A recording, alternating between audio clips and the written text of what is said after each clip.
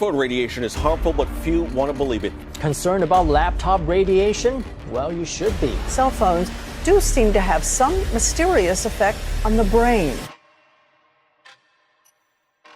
Guys, I had no idea that I'd been exposed to this unseen radiation, EMR, without even realizing it. So I've got to find out some more information, and I've got to find somebody who knows what they're talking about. Firstly, thank you for taking time out of your busy schedule to see me today. You're welcome.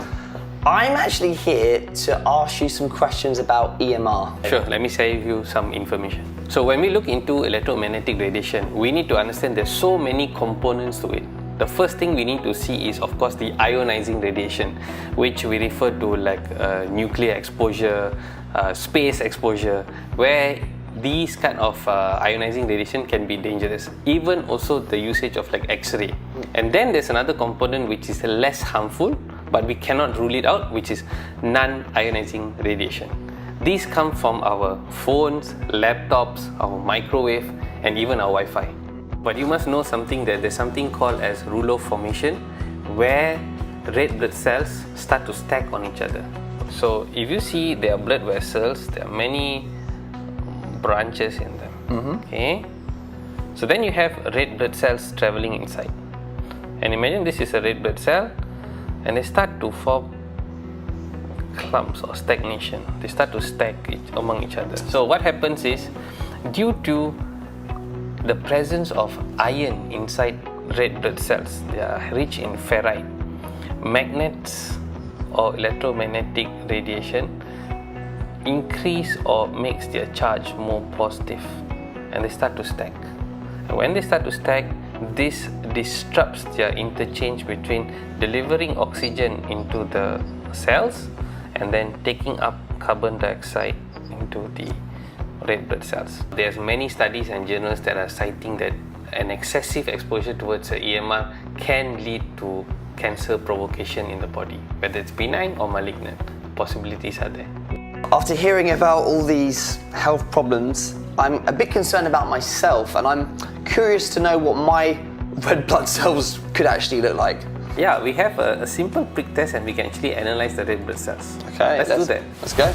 Being always on the phone and my laptop for work and learning about the health effects of EMR is beginning to worry me. So let's find out what my results of my blood test are, as suggested by Dr. Roland.